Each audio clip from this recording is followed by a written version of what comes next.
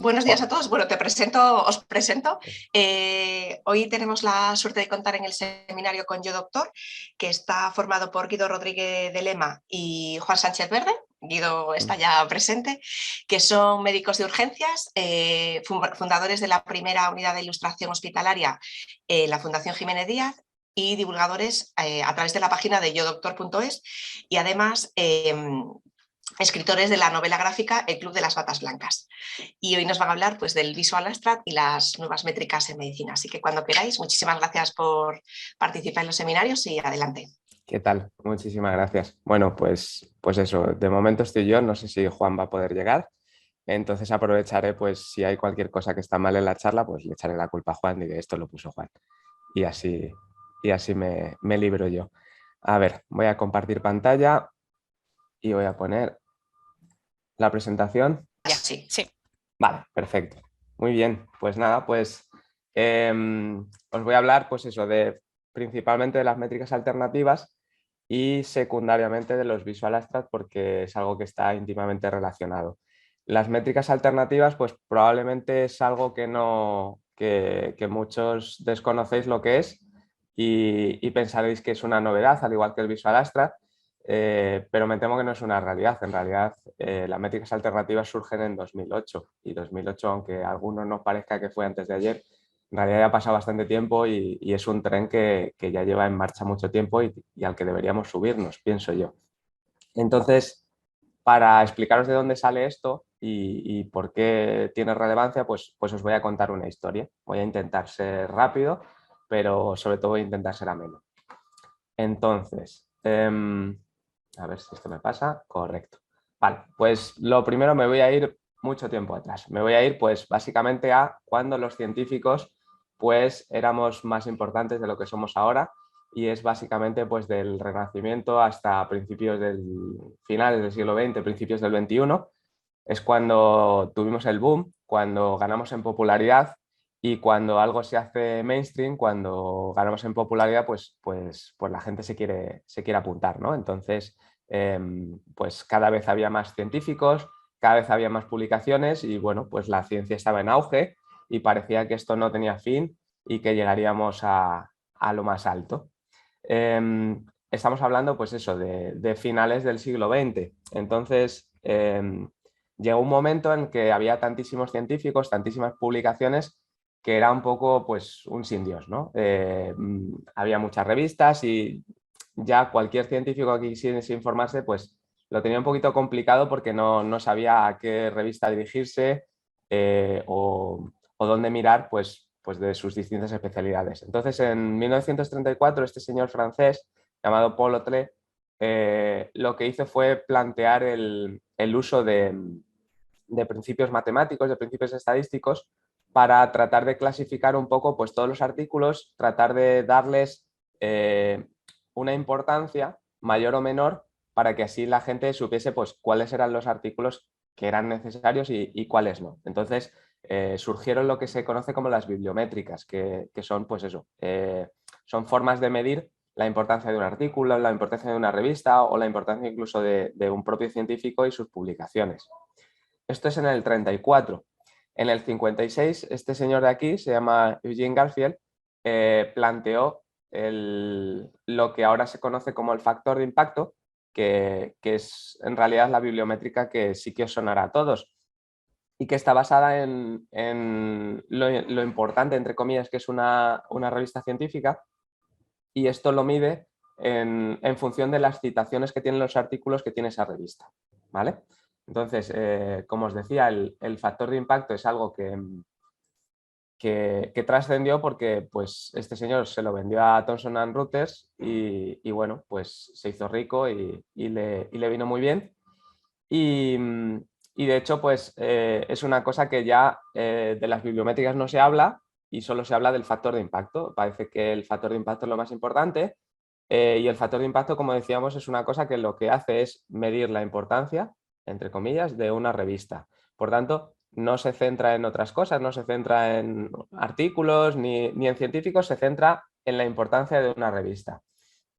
¿Esto qué hace? Pues que se ponga en el foco de atención a la revista en sí, no a los artículos. Y eso que hay bibliométricas que medirían otras cosas. Hay bibliométricas que miden lo importante que es un autor o un artículo en sí. Sin embargo, nos hemos centrado en el factor de impacto, que es lo importante que es la revista. Y un científico parece que es importante cuando publica en estas revistas. Entonces, esto hizo que se crease un oligopolio en el que unas pocas editoriales ya en el 96 pues controlaban el 30% de todo lo que se publicaba sobre ciencia en el mundo. Y todo el mundo, pues obviamente todos los científicos queríamos publicar en esas revistas, de esas editoriales. Esto pues detrás pues tiene pues es un negocio de mucho dinero, ¿no? Pues digamos que los lectores pagan a la revista, los propios autores pagan a la revista, las farmacéuticas pagan a la revista, etcétera, etcétera. Y en ese momento es cuando llegamos al siglo XXI. Y en el siglo XXI, bueno, en concreto a finales del siglo XX, pasa algo para algo que no habían esperado las grandes editoriales, que es la aparición de Internet. La aparición de Internet supone un cambio de paradigma a nivel de la humanidad. Hasta ahora no habíamos tenido un acceso a la información tan fácil como tenemos ahora con Internet.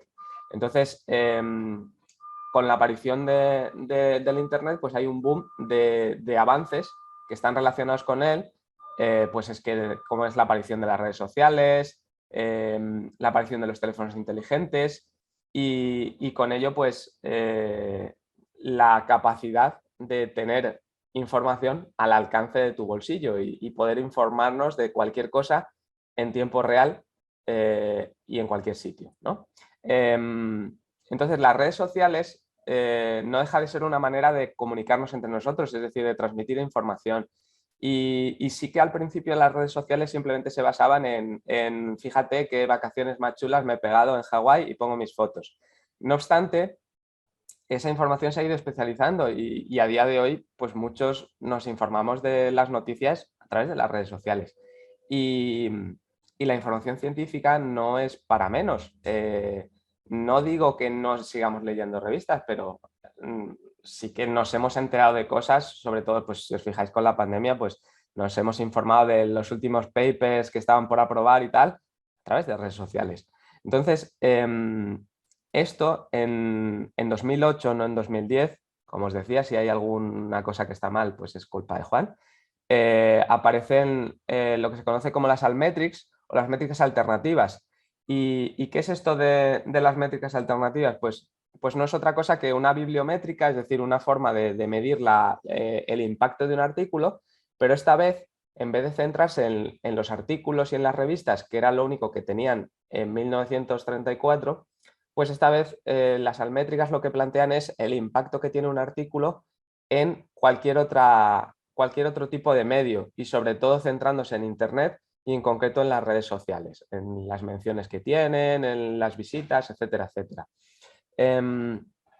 Esto de las altmétricas pues no ha desbancado a las grandes editoriales, todo lo contrario, en 2010 pues ese 30% que controlaban pasó a ser un 70%. No obstante, sí que las han tenido en cuenta, sí que ha obligado a las editoriales a cambiar el modelo de negocio. Todas las grandes revistas se han preocupado muy mucho en los últimos años de empezar a tener una presencia en Internet y en concreto en redes sociales. Y pese a que el factor de impacto sigue siendo el factor de impacto y las métricas alternativas se llaman alternativas, aún así es una cosa pues, que no ha caído en el olvido y que todo lo contrario, cada vez se está planteando más su uso y las propias revistas tienen muy en cuenta que tu artículo se esté moviendo bien en redes, porque si se está moviendo bien en redes, mal que bien, eso significa que lo está viendo gente. Y si tu artículo lo está viendo gente y lo publican en tu revista, pues de alguna manera vas a atraer lectores a esa revista. Este es un ejemplo que os pongo de dos artículos, ¿de acuerdo? Uno es un artículo pues, de nuestro hospital, un artículo muy serio, muy potente sobre el tema del COVID. Y el otro, pues es otro artículo, pues que es un poco, pues una chorrada, pero también es sobre el COVID, ¿no? El artículo chorrada, pues es sobre a qué santo reza la gente que se infecta por el COVID. Y bueno, pues me imagino que aquí tenemos las dos métricas alternativas medidas con el Plume Analytics, y me imagino que ya os haréis a la idea de cuál es cuál. Pues efectivamente las métricas alternativas buenas son las del artículo chorra, comparado con el otro artículo que, si os fijáis, pues prácticamente ha tenido pues pocas lecturas y pocos retweets. ¿De acuerdo? Este ejemplo que os pongo, a lo mejor lo que os plantea es, bueno, pues ya está, pues me acabas de demostrar que las métricas alternativas son una chorrada. Porque si un artículo que es una chorrada tiene muy buenas métricas alternativas y uno que es muy serio tiene muy pocas, pues básicamente las métricas alternativas no me están midiendo lo importante que es un artículo, y yo como científico lo que quiero es leer un artículo importante, no una chorrada de artículo. Sí y no. En realidad, el factor de impacto tampoco te garantiza que un artículo sea importante. Es decir, el que tú publiques en una gran revista a veces se puede deber simplemente a que has pagado dinero por publicar en esa revista. Pero aparte que tampoco estoy defendiendo las métricas alternativas. Yo lo único que estoy diciendo es que las métricas alternativas existen, que las métricas alternativas lo que te están midiendo es el impacto que ha tenido tu artículo en redes. Y el impacto que ha tenido tu artículo en redes no deja de ser una medida de gente que ha llegado a tu artículo. Y sí, pues puede ser que gente que llegue a ese artículo llegue de rebote, pero igual que puede llegar a tu artículo en una revista de rebote. Es decir, lo único que estás haciendo es generar atención. Estás poniendo tu artículo en el foco de atención. Y luego ya, pues lo bueno o malo que sea tu artículo, eso ya pues es problema tuyo como científico.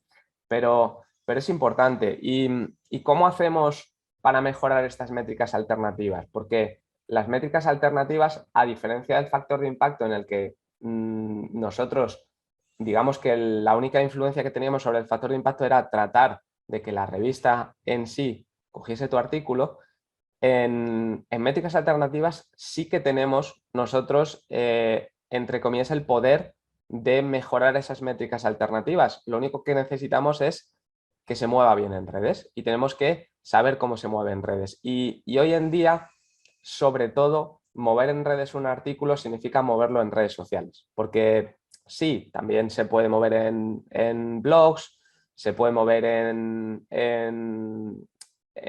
noticias, pero principalmente donde se produce la mayor interacción de gente es en las redes sociales, y por tanto tenemos que intentar aprender el lenguaje de las redes sociales. Entonces, ¿cómo funciona el lenguaje de las redes sociales? Pues las redes sociales han transformado, como decía, han transformado la forma en la que accedemos a la información. Hoy en día lo que tenemos es un bombardeo constante de información, y eso ha hecho que nos adaptemos a ello, y nos hemos adaptado a consumir grandes cantidades de información, pero breves. ¿Por qué? Porque nuestro cerebro no da para más. Entonces, un ejemplo de ello es Twitter, ¿no? Twitter pues son pequeños trocitos de texto que consumimos uno detrás de otro, pim, pam, pim, pam. Entonces, en ese sentido, probablemente como sociedad pues nos estamos acomodando pues a leer cosas breves, y de repente pues cada vez nos va a costar más pues coger una revista o coger un libro y leernos entero. Pero es lo que hay, es como estamos avanzando. Entonces, nos tenemos que adaptar a ello, y entonces en redes sociales tenemos que ser breves, no podemos publicar un artículo completo, tendremos que hacer cosas más cortitas. Y dentro de esas cosas más cortitas, lo que es el abstract de un artículo nos puede ayudar. Obviamente, hay más posibilidades de que alguien se lea algo relacionado con nuestro artículo si publicamos el abstract que si publicamos el artículo a texto completo, que nadie se lo va a leer, o casi nadie. Entonces, esa sería una herramienta. Y la otra herramienta que es fundamental en redes es el grafismo. Está más que demostrado que cualquier elemento gráfico, ya sea una gráfica, una foto, un dibujo o incluso un emoji, todo eso genera atención, hace que se nos desvíe la vista y que aunque sea por un breve espacio de tiempo, centremos nuestra atención en ese elemento que contiene un elemento gráfico. Por tanto, el grafismo ayuda a la diseminación, capta atención y hace que sea más probable que la gente pues, retuitee ese artículo, lo comparta, etcétera, etcétera.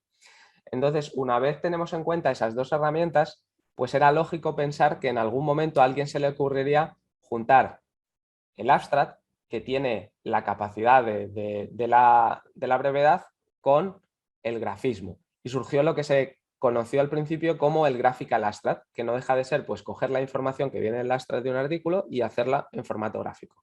El graphical abstract en realidad pues ya está más que demostrado que funciona para que un artículo tenga impacto en redes y en 2016 un señor que se llamaba Andrew Ibrahim, que era el editor de la revista Annals of Surgery, lo que hizo fue estandarizar lo que se conocía entonces como el Graphical Abstract y hacer pues lo que conocemos hoy como el Visual Abstract, ¿de acuerdo? El Visual Abstract pues aquí en España quizás no es tan conocido, pero en Estados Unidos pues ha surgido un boom, ¿de acuerdo? Nosotros cuando empezamos a interesarnos por esto del Visual Abstract y a dar cursos, que fue antes de la pandemia, no había, si tú buscabas en redes, había información, pero no tanta, y sin embargo, pues ahora mismo cuando hacemos un curso y buscamos información en internet y tal, está por todas partes, ¿vale? Y el Visual Abstract no deja de ser pues lo que os he explicado, el Graphical Abstract, es decir, coger la información que hay dentro del abstract y pasarla al formato visual, hacerla interesante. Es decir, no estamos sustituyendo el artículo. O sea, no os penséis que tengo que intentar en este Visual Abstract meter todo lo que pueda porque necesito que la gente se lo lea. No, al revés. Lo que queremos es hacer como un tráiler de nuestro artículo. Queremos que la gente lo vea y diga, ostras, qué bonito, anda, mira qué interesante lo que pone, me quiero leer este artículo.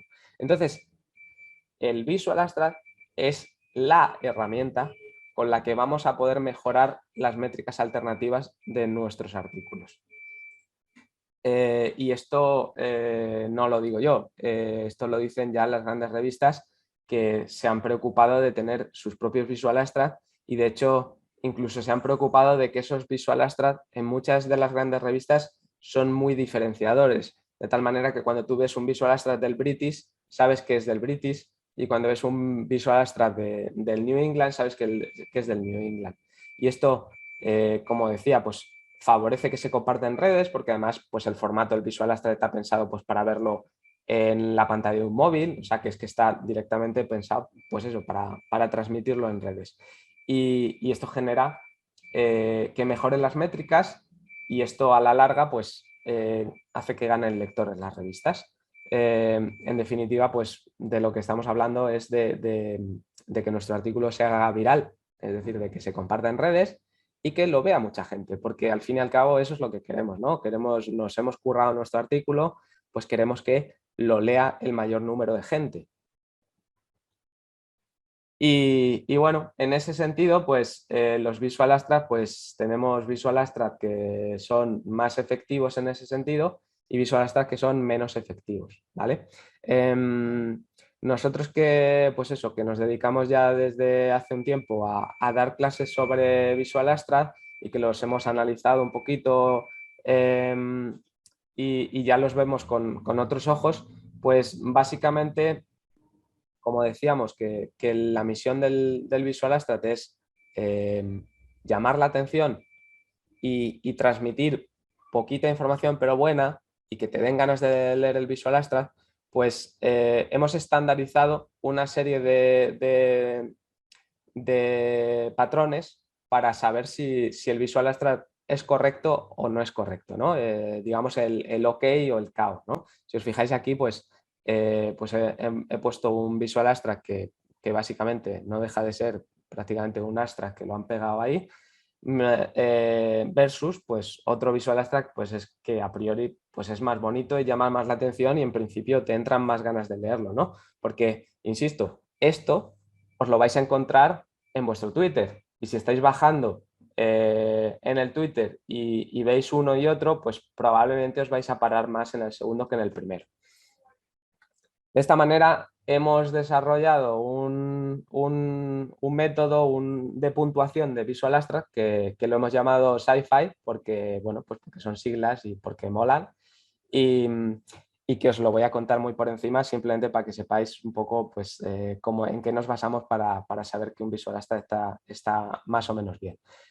Básicamente las siglas pues, vienen pues, del esquema, del color, de la imagen, las fuentes y finalmente pues hemos añadido pues una parte que sería la innovación, que nos parece que es interesante porque al fin y al cabo pues esto del Visual Abstract es relativamente nuevo y cuanto más se innove pues más se avanza en ello.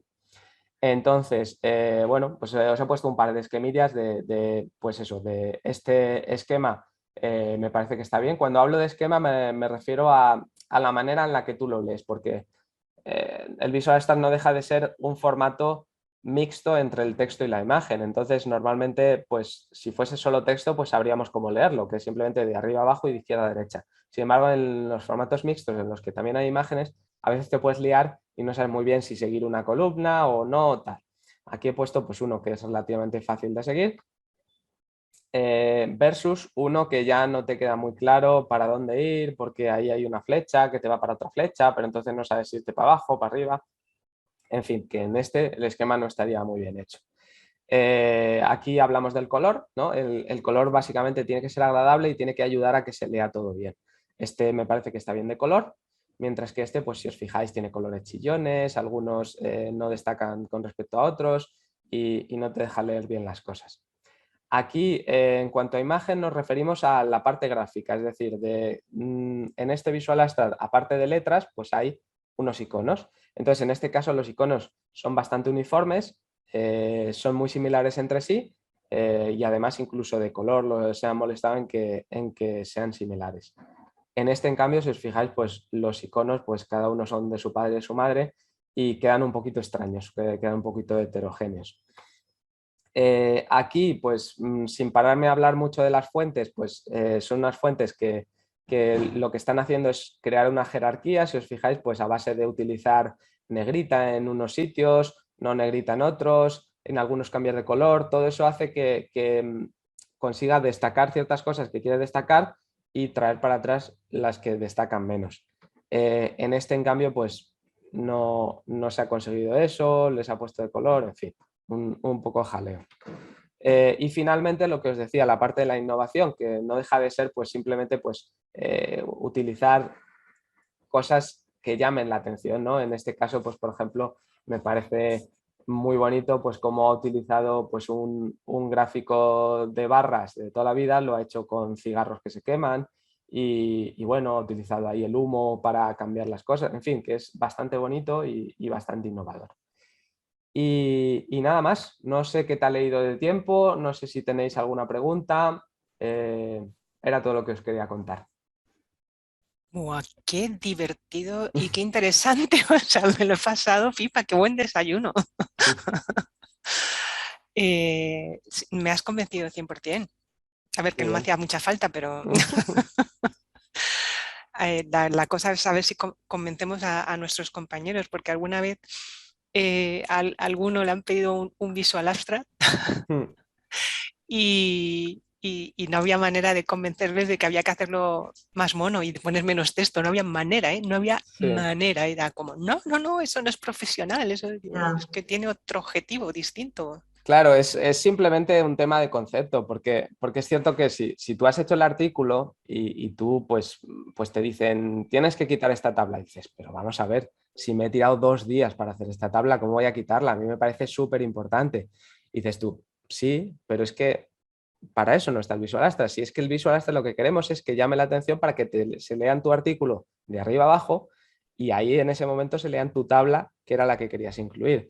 Es decir, que que por quitarlo no estás dejando de menos la tabla o lo que sea que no haya que incluir, sino que lo que estás haciendo es intentar llamar la atención. Yo pongo un ejemplo a veces en los cursos que si antes cuando había carteles de anuncios en las carreteras, que ahora ya no hay en casi ningún sitio, si tú quieres anunciar un restaurante, no pones la carta del restaurante, pones el dibujo de una hamburguesa, o sea, la foto, ¿no? Y obviamente dentro de la carta pues habrá lenguado, que será la leche y tal, pero no se trata de eso, se trata de atraer a la gente y ya cuando lleguen al restaurante pues se leerán la carta, obviamente. Oye, yo tengo una preguntita. Digo también para convencer a los compañeros. ¿Existe algún repositorio, web, lo que sea, donde sea fácil encontrar imágenes de ese tipo? Sí, hay Para poder muchas. hacer. Porque yo muchas veces lo que veo, ¿y de dónde saco? Estamos muy acostumbrados, como sabes, al Word, al Excel, Sí. al paquete Microsoft y no somos precisamente gente muy innovadora. Sí, hay muchas webs, no sé, se me ocurre así pues, cosas más o menos gratuitas. Pues Y eso, y si así posible gratuito. eso es. A ver, en casi todas las webs en las que te están regalando imágenes, en realidad, pues obviamente necesitan ganar dinero de alguna manera. Entonces, siempre te intentan meter cosas no gratuitas o incluso las que son gratuitas, hay veces que te piden, entre comillas, que sí puede ser que pongas el autor. Pero luego en realidad pues no hay policía de esto, o sea que salvo que se haga mundialmente famoso tu Visual Abstract, pues no creo que vaya a haber problemas. Se me ocurre pues así webs como Flaticon, que tiene iconos en packs, porque lo ideal es eso, que cojáis packs de iconos porque ya están estandarizados y se parecen entre sí. Luego el otro día descubrí una que se llama PNG Wing, que está bastante bien, que tiene imágenes también que las puedes buscar y tiene cosas así médicas. Webs como, no sé, como Creana, Yo como uso The Noun Project. The Known Project, ese también está muy bien para los iconos. Es verdad que Y tenemos cuentas, si queréis, ¿eh? ¿Es dicho? No sé, es por animar al resto. Sí, pero es que es súper barato y es que luce mucho más hasta en las diapositivas que pongas o lo que sea. Si no sabes pintar también como Guido y Juan. Y luego, no, y luego, a ver, luego hay truquillos. Luego, por ejemplo, si tú coges un icono que a lo mejor lo has encontrado en la web X y que es de pago y entonces le han puesto entre medias pues letras para que tú no lo puedas poner, tú lo que puedes hacer es ponerte en PowerPoint ese icono y con las formas geométricas del PowerPoint construírtelo por encima.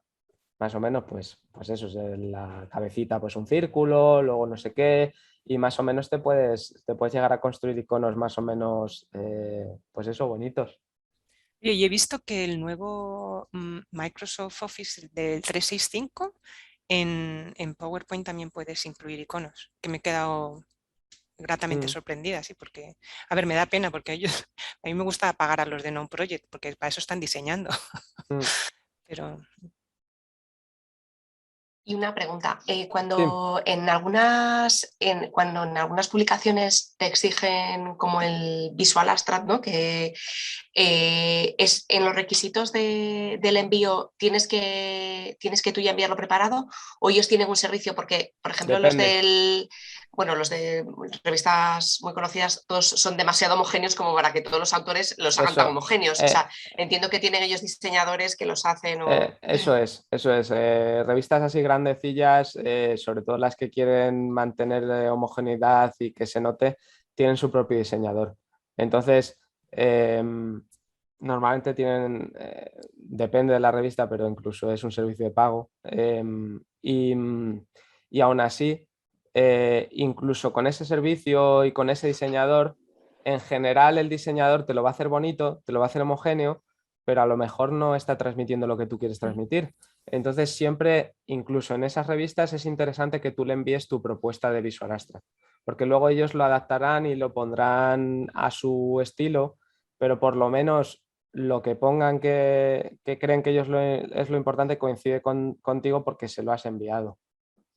Y lo mismo pasa pues incluso, tengo un sobrino que dibuja súper bien, voy a intentar que me haga el Visual Extra. Sí, te va a hacer el Visual Extra muy bonito porque ha estudiado Bellas Artes, pero enviadle el vuestro, porque si no el sobrino pues va a hacer lo que él crea y a lo mejor no es lo que queréis vosotros. Entonces es interesante saber hacerlo, saber un poco, por lo menos, qué es lo que quieres poner y cómo estructurarlo, porque si no, lo que te hagan no va a ser lo que tú quieras.